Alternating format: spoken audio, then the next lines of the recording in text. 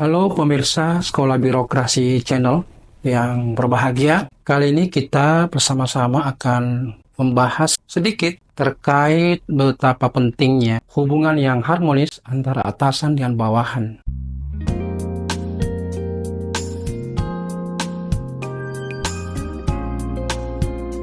Kita tahu bahwa kedua struktur organisasi ini, baik dalam posisi selaku pimpinan maupun sebagai bawahan, sangat menghendaki adanya kerjasama yang erat dan orientasi pada mutual simbiosis di dalam rangka untuk bersama-sama mensukseskan target-target yang telah ditentukan oleh organisasi. Karena itu ketika kita mau membicarakan tentang bagaimana caranya membangun hubungan yang baik antara atasan dengan bawahan, organisasi bisa berkinerja secara berkelanjutan adalah suatu hal yang sangat penting, walaupun kadang-kadang sedikit terabaikan. Karena yang terjadi dalam tataran praktek adalah pimpinan menggunakan kewenangan yang dia miliki untuk secara bebas memerintahkan kepada bawahan, dan di dalam mindset pimpinan adalah bahwa bawahan harus tunduk patuh pada apa yang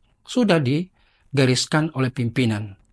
Tentu di dalam konteks saat ini, apalagi kalau kita melihat struktur pendidikan daripada para pegawai kita, atau kita juga melihat dari perspektif generasi yang ada, maka sangat tidak relevan lagi. Kita mengenal istilah knowledge worker, di mana pegawai-pegawai yang seperti ini, yang memang memiliki tingkat pendidikan, apalagi yang bersifat khusus, maka tentu mereka sangat mengandalkan pada kemampuan dan kompetensi serta kapabilitas yang mereka miliki.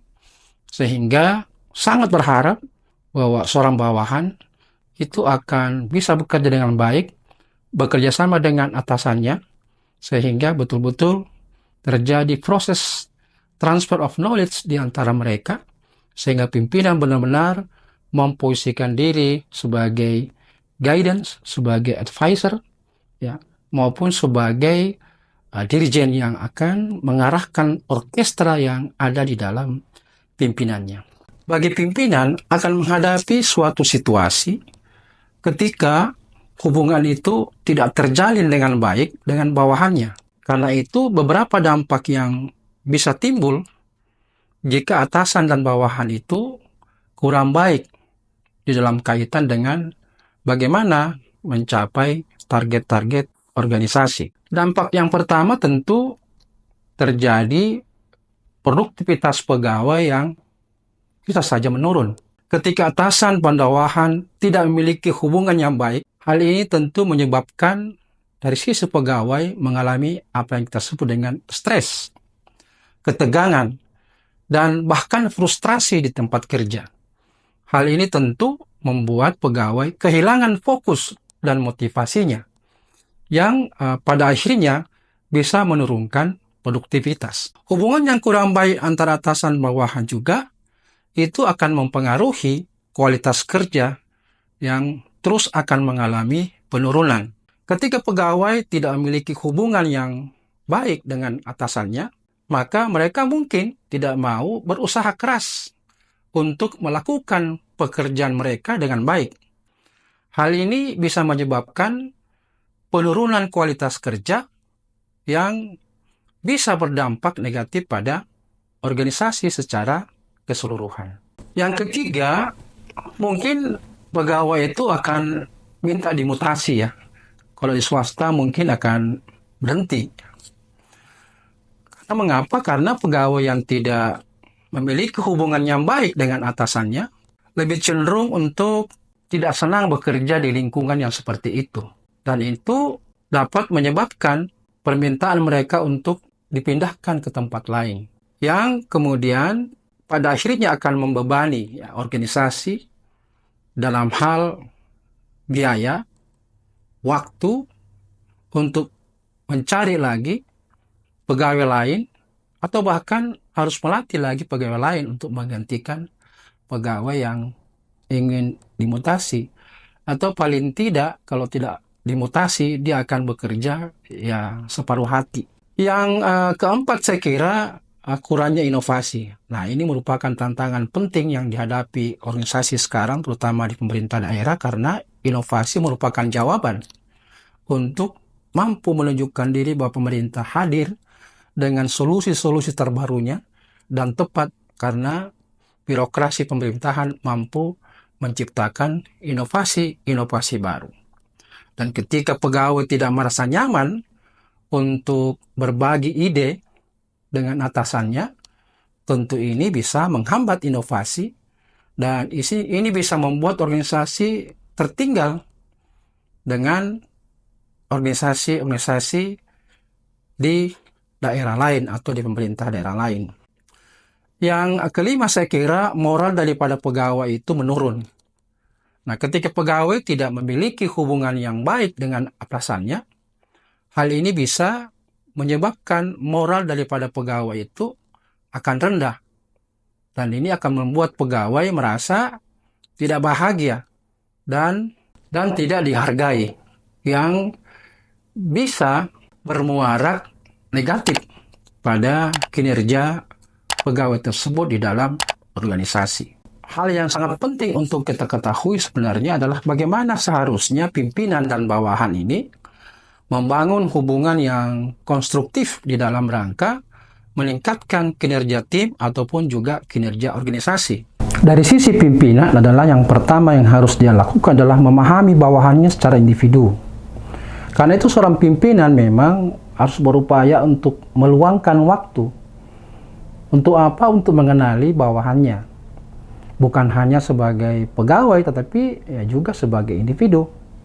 Seorang pimpinan berupaya untuk pahami sebenarnya apa yang memotivasi pegawainya, apa yang pegawai sukai dan tidak sukai, serta apa yang ingin mereka capai di dalam karir mereka. Gunakanlah informasi ini untuk menyesuaikan gaya kepemimpinan Anda dengan kebutuhan dan preferensi masing-masing individu atau pegawainya. Yang kedua adalah komunikasi yang efektif. Menciptakan komunikasi yang efektif, tentu pimpinan harus mampu berkomunikasi secara terbuka dan transparan dengan bawahannya. Pastikan bahwa bawahan itu mengetahui apa yang diharapkan dari mereka. Dan berikanlah umpan balik yang konstruktif secara teratur kepada bawahan Anda. Juga jangan lupa ciptakan lingkungan di mana bawahan Anda itu merasa nyaman untuk mengungkapkan ide dan pendapat mereka kepada Anda. Hal penting lain bagi pimpinan yaitu memberikan dukungan dan pengakuan. Karena itu seorang pimpinan tidak segan-segan untuk memberikan dukungan dan dorongan kepada bawahannya saat mereka memang bawahan tersebut membutuhkan dukungan dari seorang pimpinan. Pimpinan harus bisa mengakui dan menghargai usaha dan pencapaian yang mereka lakukan, pencapaian yang mereka raih. Berikan bawahan Anda untuk berkesempatan belajar dan berkembang. Hal lain adalah membangun tim kerja yang kolaboratif. Harus bisa menciptakan lingkungan kerja yang kolaboratif, di mana bawahan Anda itu merasa dihargai dan memiliki peran penting di dalam tim ataupun organisasi. Doronglah mereka untuk bekerja sama satu sama lain dan saling membantu. Berikan mereka kesempatan untuk memimpin dan mengambil inisiatif. Hal yang penting yang harus bisa ditunjukkan oleh seorang pimpinan adalah menjadi contoh yang baik atau role model. Seorang pimpinan harus bisa menjadi pemimpin yang dapat ditiru oleh para bawahannya. Pimpinan bisa menunjukkan kepada mereka apa artinya menjadi seorang profesional yang berdedikasi dan senantiasa menjunjung nilai-nilai etika. Berikanlah mereka contoh tentang bagaimana menyelesaikan pekerjaan dengan baik. Lalu bagaimana sikap bawahan ini? Seorang bawahan hendaknya melakukan sikap menghormati dan mempercayai pimpinannya. Seorang bawahan berupaya untuk selalu menghormati otoritas dan kepemimpinan yang memang secara legal formal dia adalah atasan Anda. percayai bahwa pimpinan itu memiliki kemampuan untuk memimpin tim dan organisasi menuju kesuksesan yang sudah ditargetkan. Ikuti instruksi mereka, termasuk arahan mereka dengan baik. Jangan lebih banyak menonjol penentangan-penentangan, karena itu akan merusak hubungan Anda dengan atasan. Yang kedua, berkomunikasi secara terbuka dan jujur. Karena itu, seorang bawahan, upayakanlah untuk berkomunikasi secara terbuka dan jujur dengan atasan Anda. Berikan mereka informasi yang mereka butuhkan untuk membuat keputusan-keputusan yang tepat. Sampaikan kepada atasan Anda jika Anda memiliki masalah atau konsen terhadap suatu hal di dalam kaitan dengan pekerjaan yang Anda kerjakan. Yang ketiga adalah bekerja keras dan bertanggung jawab. Bawahan berupaya untuk bekerja keras dan penuh tanggung jawab, tentu disertai dengan upaya-upaya dan niat yang baik. Lakukan tugas Anda dengan penuh dedikasi dan profesionalisme, dan upayakan pekerjaan diberikan kepada Anda itu tepat waktu dari tenggat waktu yang sudah ditentukan oleh atasan Anda. Berikutnya adalah bersikap proaktif dan berinisiatif. Jadi seorang bawahan jangan hanya menunggu instruksi dari atasan Anda. Bersikaplah proaktif dan ambil inisiatif untuk menyelesaikan pekerjaan ada dan tidak ada pimpinan. Berikan ide dan saran untuk meningkatkan kinerja tim dan organisasi. Sikap berikutnya adalah menjadi pemain tim yang baik.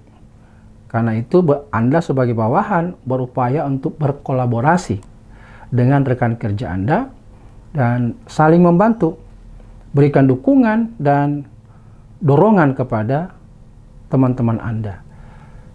Prioritaskan tujuan tim di atas kepentingan pribadi. Nah, dengan membangun hubungan yang konstruktif berdasarkan saling menghormati, saling mempercayai, dan mendukung, maka pimpinan bawahan itu dapat bekerja sama secara efektif untuk mencapai tujuan bersama dan meningkatkan kinerja tim maupun kinerja organisasi.